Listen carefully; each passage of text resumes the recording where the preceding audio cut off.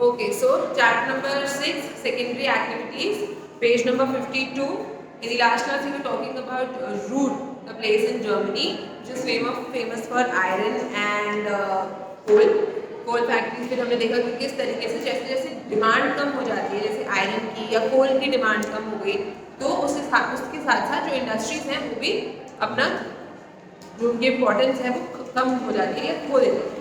So today we will be talking about high technology industries, ऐसी industries जिसमें high amount पे या फिर हाई लेवल की टेक्नोलॉजी लगती है, उनको हम हाई टेक इंडस्ट्रीज बोलते हैं। जैसे कि आपकी ऑटोमोबाइल इंडस्ट्री हो गई, कंप्यूटर बनाने की इंडस्ट्री, जिसमें टेक्नोलॉजी का बहुत एक्स्ट्रा या हायर लेवल पर यूज हो रहा है।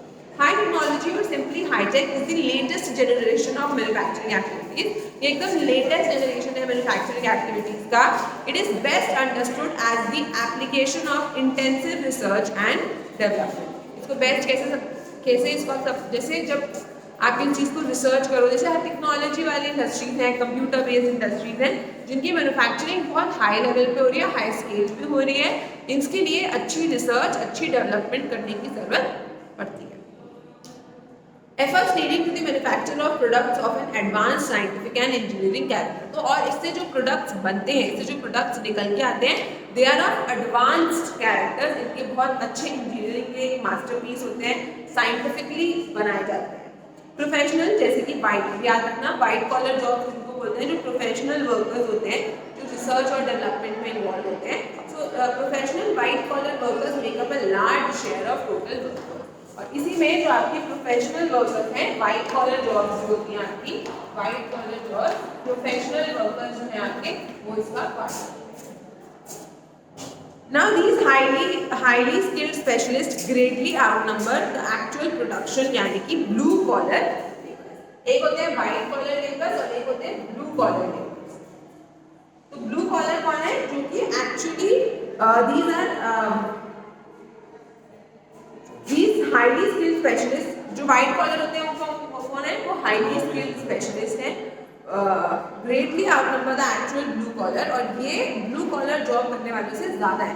अभी blue collar और white collar में क्या डिफरेंस है? आपने देखा होगा जो एक्चुअली में ये हाई टेक्नोलॉजी प्रोडक्शन वगैरह करते हैं, वो ब्लू कलर के कपड़े या फिर ऑरेंज कलर की उनकी इंजीनियरिंग वाली जैकेट होती है, to protect them from any kind of, अगर कुछ जल जाएगा तो ऐसे कपड़े पहनते हैं। और जो आगे उसको बेच रहा है, जो उसकी पब्लिसिटी कर रहा है, मार्केटिंग कर रहा है, सेल कर रहा है, वो सारे वाइट कॉलर, शर्ट पैंट में पहनते हैं, shirt pant white shirt, white ऐसा नहीं कि आप सिर्फ वाइट शर्ट भी पहन सकते हो, बट दैट मीन्स कि आप एक फॉर्मल अटायर में हो, आपने एक शर्ट पहन रखी है, पैंट पहन रखी है, that is a white collar job. So blue collar job क्या होती है? जो एक्चुअल प्रोडक्शन करते हैं, और वाइट कॉलर क्या होती है?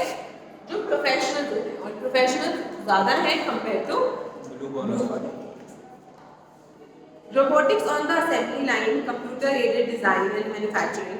देखो ये क्या कहता है, रोबोटिक्स हो गया आपका, कंप्यूटर एडेड डिजाइन हो गया, manufacturing, electronic controls of smelting and refining processes, and the constant development of new chemical and pharmaceutical products are notable examples of high tech industry. कुछ एग्जांपल्स बताए हैं रोबोटिक्स। अभी रोबोट बनाने के लिए हाई टेक्नोलॉजी, साइंस, इंजीनियरिंग सब चीज़ की जरूरत है ना, इसके लिए आपकी ये एक एग्जाम्पल है, कंप्यूटर एडेड डिजाइन, आप कुछ इलेक्ट्रॉनिक्स बना रहे हो, एनीथिंग जो टेक्नोलॉजी, जो साइंस, जो इंजीनियरिंग से चलेगा, उसको हाईटेक बोला गया है। Neatly spaced, low modern dispersed office plant lab buildings rather than massive assembly structures, factories and storage areas mark the high technology landscape. अभी बोल रहे हैं जो अगर एक हाईटेक, आप एक हाईटेक मार्केट को या हाईटेक मैन्युफैक्चरिंग यूनिट की बात करोगे, तो नीटली स्पेस यानी कि अलग अलग दूर दूर, जैसे आपने ऑफिस देखे, साफ सुथरे होते हैं, क्लियर लाइन, मार्केटिंग, मतलब अलग अलग डिपार्टमेंट्स की अलग अलग बिल्डिंग्स हैं, ज़्यादा बड़े बड़े नहीं होते हैं, मॉडर्न लेटेस्ट होते हैं, डिस्पर्स्ड काफ़ी फैले हुए होते हैं, ऑफिस हो गया या प्लांट बेस्ड या लैब बेस्ड इनकी इंडस्ट्रीज होती हैं, एंड नॉट समवेयर जैसे जो बाकी की फैक्ट्रीज होती है, बड़ी बड़ी फैक्ट्रीज हो रही हैं, गंदगी है, बड़े बहुत सारे लोग भीड़ में हैं, ऐसा नहीं होता है in case of high technology landscape. Planned business parks for high-tech startups have become part of regional and local development schemes. Business parks आपने सुना होगा, टेक्नोलॉजी पार्क्स हैं, जयपुर में है, दिल्ली में है, आपके बड़ी बड़ी सिटीज़ में ऐसे टेक्नोलॉजी पार्क्स बन गए हैं जहाँ पे क्या होगा ना, एक बड़ा सा एरिया होगा जहाँ पे बहुत सारी कंपनीज अपना अपना सेटअप कर लेती हैं, अब छोटे छोटे से ऑफिस बना लेती हैं या बड़े बड़े ऑफिस बना लेती हैं। जैसे आपने गुड़गांव का भी सुना होगा, DLF का साइबर हब सुना है, साइबर हब साइबर सिटी, तो वहाँ पे ऑलमोस्ट बड़े बड़े जितने भी ऑफिस हैं सारे वहीं पर इकट्ठे हुए हैं। This is a concept of land business park. High-tech industries which are regionally concentrated, self-sustained and highly specialized are called technopolis. ऐसे इंडस्ट्रीज जो कि रीजनली कंसंट्रेटेड, यानी कि रीजन एक ही सारे रीजन, जैसे एक मान लो ये रीजन है, यहाँ पे बहुत सारी छोटी छोटी हाई टेक्नोलॉजी इंडस्ट्रीज हैं, बहुत सारे कार्स की फैक्ट्रीज हैं और मतलब बहुत पैक्ड है, सारी इंडस्ट्रीज हैं और सेल्फ सस्टेन है। यहाँ पे इनको सारे रॉ मटेरियल यहाँ पे मिल जा रहे हैं, ट्रांसपोर्ट फैसिलिटीज हैं, कम्युनिकेशन फैसिलिटीज हैं, काफ़ी स्पेशलाइज्ड लेबर वगैरह है। ऐसे एरियाज को हम क्या बोलते हैं? टेक्नोपॉलिस। क्या बोलते हैं? टेक्नो। मेट्रोपॉलिस होता है समथिंग, सम बड़ी सिटीज को मेट्रोपॉलिस हो जाता है। वैसे ऐसी प्लेसेस जहाँ पे टेक्नोलॉजी के लिए हाईली स्किल्ड लेबर हो, अच्छी खासी इंडस्ट्री हो, बड़ी बड़ी सब सेल्फ सस्टेन्ड हो, उनको हम क्या बोलते हैं? टेक्नो। The Silicon Valley जैसे सैन फ्रांसिस्को सिलिकन वैली है, and the silicon forest Seattle के सिएटल में, Seattle silicon valley, Bangalore India के केस में, यहाँ पे ये कुछ ऐसे प्लेसेस हो गए जहाँ पे टेक्नोलॉजी को बहुत ज़्यादा, हाई टेक इंडस्ट्रीज का जो कंसंट्रेशन है वो बहुत ज़्यादा। Manufacturing contributes significantly to the world economy. Manufacturing obviously secondary activities बहुत ज़्यादा कंट्रीब्यूट करती हैं हमारी इकोनॉमी में। Iron and steel, textile, automobiles, petrochemical, electronics are some of the world's most important manufacturing industries. ये वर्ल्ड की कुछ मोस्ट इंपॉर्टेंट मैन्युफैक्चरिंग इंडस्ट्रीज में से कुछ है। Then you have is iron and steel industry. The iron and steel industry forms the base of all other industries and therefore it is called a basic industry. Iron and steel industry क्या है? ये सारी industries के लोहा और steel, चाहे कुछ भी मशीन, फैक्ट, एनीथिंग, आपको लोहा तो चाहिए। This is known as a basic industry, सबसे इंपॉर्टेंट बेसिक इंडस्ट्री है। इट इज, ये बेसिक क्यों है? क्योंकि ये रॉ मटेरियल प्रोवाइड करती है बाकी की इंडस्ट्रीज के लिए, जैसे कि मशीन बनानी है, अगर आपको टूल्स बनाने हैं, आपको कुछ भी चीज़, आपको एक चीज़ से दूसरी चीज़ बनाने के लिए एक मशीन की ज़रूरत पड़ेगी या किसी टूल की ज़रूरत पड़ेगी, और वो मशीन और वो टूल कैसे बनेगा? आयरन और steel. It may also be called a heavy industry because it uses large quantities of bulky raw material and its products are also heavy. अब इसको आप हेवी इंडस्ट्री भी बोल सकते हो, बेसिक भी है और हैवी भी है।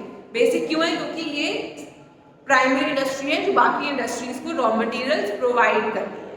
और हैवी क्यों है? क्योंकि जो इसका प्रोडक्ट है, जो इसका आउटपुट निकल के आ रहा है, उसका वो काफ़ी बल्की होता है, काफ़ी ज़्यादा क्वांटिटी में होता है, हैवी होता है, इसलिए इसको हम हैवी इंडस्ट्री भी बोलते हैं। Iron is extracted from iron ore by smelting in a blast furnace with carbon and limestone. Iron कैसे निकाला जाता है? आयरन का जो ओर होता है उसको जलाया जाता है कार्बन और लाइमस्टोन के प्रेजेंस में, और फिर वो कार्बन बनता है। जो एक पिघला हुआ मोल्टन आयरन, मेल्टेड आयरन होता है, इसको कूल किया जाता है and molded to form pig iron which is used for converting into steel by aiding strengthening. pig iron क्या होगा? एकदम जो कच्चा मतलब बेसिक आयरन होता है जिसमें स्टील की या किसी और चीज़ की मिक्सिंग नहीं हुई है, उसको हम पिग आयरन बोलते हैं। तो सबसे पहले आयरन ओर को ब्लास्ट फर्नेस में डाला जाता है, स्मेल्टिंग करी जाती है। सबसे पहले क्या करा जाएगा? ओर निकालेंगे, इसको हम एक्सट्रैक्टिंग बोलते हैं। ठीक है, एक्सट्रैक्टिंग के बाद आपकी क्या होगी? स्मेल्टिंग होती है, जिसमें आप ब्लास्ट फर्नेस में कोल को डालते हो with Coke and limestone. After that जो मोल्टन आयरन है ये कूल डाउन, कूलिंग होगी आपकी। कूलिंग के बाद ये आपका फिर आगे पिग आयरन में कन्वर्ट किया जाता है और इसमें फिर बाकी के मटेरियल जैसे कि मैंगनीज वगैरह डाल के इसको थोड़ा सा स्ट्रेंथनिंग किया जाता है। The large integrated steel industry is traditionally located close to the sources of raw material. जो पहले की मतलब ट्रेडिशनल जो पुरानी इंडस्ट्रीज है वो जनरली वहीं पे होती थी। फॉर एग्जांपल अगर यहाँ पे लोहे की खाने हैं, बहुत सारे आयरन ओर मिल रहा है, तो इंडस्ट्रीज यहीं आसपास होती थी। जैसे जिसको भी है Tata iron and steel industries, उस एरिया में जमशेदपुर जो ये आपका ये बिहार नहीं, जो बिहार की वो झारखंड जैसे एरिया जहाँ पे बहुत सारे आपके मेटल्स मिनरल्स की क्वांटिटी बहुत ज़्यादा है, सो दैट इज वाई इसको हो गया, टाटा के जो प्लांट्स हैं और भी बहुत सारे प्लांट्स हैं वो उसी एरिया में सेटअप है नियर दी रॉ मटेरियल, ताकि रॉ मटेरियल लेने के लिए कहीं घूमना जाना पड़े, रॉ मटेरियल लाने के लिए ट्रांसपोर्टेशन का, कम्युनिकेशन का, इन सारी चीज़ों का खर्चा बच जाए। So a large integrated steel industry is traditionally located close to the source of raw material, जैसे कि iron ore, coal, manganese and limestone, or at a place where it could be easily bought, example near, तो या तो ये source के पास या फिर या तो मतलब रॉ मटेरियल के पास बनाई जाती है या फिर ये वहाँ बनाई जाती है जहाँ से इनको आसानी से बाहर सेल किया जा सके, पोर्ट्स वगैरह के पास, ताकि अभी आयरन सारा बना के सारा तो यूज नहीं करूँगी, मैं उसको कहीं ना कहीं भेजूंगी भी, मेरे पास दो ऑप्शन है, या तो मैं रॉ मटेरियल के पास बना लूँ या मैं सी कोस्ट के पास पोर्ट्स के पास बनाऊँ जहाँ से वो इजीली एक्सपोर्ट हो जाए और मेरा वहाँ का खर्चा बच जाए। दोनों में से कहीं एक जगह खर्चा बचा सकते हो आप। So, but in many steel mills, access to market is more important than inputs. जो छोटी-छोटी आयरन स्टील की मिल्स होती हैं, वहाँ पे मार्केट ज़्यादा जरूरी होती है, ना कि raw material. These are less expensive to build and operate and can be located near markets because of the abundance of scrap metal which is made.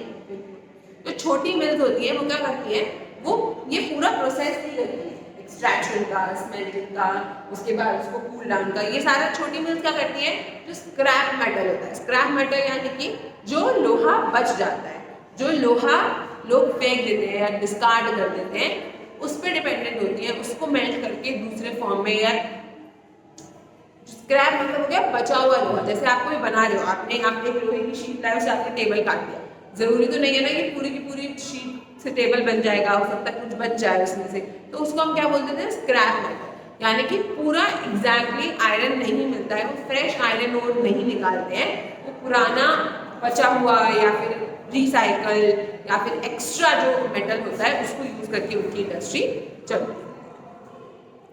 Traditionally, most of the steel was produced at large integrated plants, but many mills are limited to just one-step process, steel making, and are gaining. Traditionally ये बोल रहे हैं कि जो most of the steel था बड़े-बड़े plants में produce किया जाता था, और but लेकिन अभी छोटी मिल्स में भी स्टील प्रोडक्शन करना शुरू। डिस्ट्रीब्यूशन कहाँ पे आपकी आयरन एंड स्टील इंडस्ट्रीज हैं। The industry is one of the most complex and capital intensive industry, काफ़ी कॉम्प्लेक्स इंडस्ट्री है और कैपिटल इंटेंसिव है। कैपिटल इंटेंसिव यानी कि काफ़ी ज़्यादा इसमें क्या करना पड़ता है, हाँ पैसा इन्वेस्टमेंट लगती है, and is concentrated in the advance countries, जो बड़ी बड़ी कंट्रीज है जैसे कि नॉर्थ अमेरिका, यूरोप, एशिया, इन कंट्रीज में कंसंट्रेटेड है। USA, most of the production comes from the North Appalachian region, यहाँ से आपकी ज़्यादातर great lake region and Atlantic coast, ये कुछ एरियाज के नाम है जहाँ पे आयरन और स्टील इंडस्ट्रीज आपकी अवेलेबल होती है। The industry has moved towards southern state of Alabama में पहुँच गई है। पिट्सबर्ग, जो पिट्सबर्ग का एरिया है, इसको हम रस्ट बोल बोलते हैं। रस्टिंग किस पे होती है, आयरन पे होती है ना, इसको रस्ट बोल ऑफ यूएसए बोला जाता है। Europe, UK, Germany, France, Belgium, Luxembourg, Netherland, Russia, ये कुछ लीडिंग प्रोड्यूसर हैं। Important steel centres are Scunthorpe, Port Talbot, Birmingham, Sheffield in the UK, और ये सब सारे सिटीज के नाम बताए रखे हैं स्पेसिफिक कंट्रीज में, जैसे कि ड्रेन्सबर्ग, Dortmund, डुसलडॉर्फ and ईसन in Germany, Le Creusot, Saint Etienne in France, Moscow, Saint Petersburg, Lipetsk Tula in Russia and Krivoi Rog and Donetsk in Ukraine. Asia में कुछ इंपॉर्टेंट सेंटर हैं आपकी नागासाकी, टोक्यो, योकोहामा जापान में, Shanghai, Tientsin and Wuhan in China, Jamshedpur, Kulti, Burnpur, Durgapur, Rourkela, Bhilai, Bokaro, Salem, Visakhapatnam, Bhadravati in India. So now these are certain areas. Now आपका homework क्या है, आपको ये सारे सिटीज मैप पे लोकेट करने हैं, वर्ल्ड मैप, ठीक है। आज घर जाके जो आपको गूगल मैप होता है ना, गूगल मैप पे just go through these places, place का नाम डालो और लोकेशन देखो, ठीक है।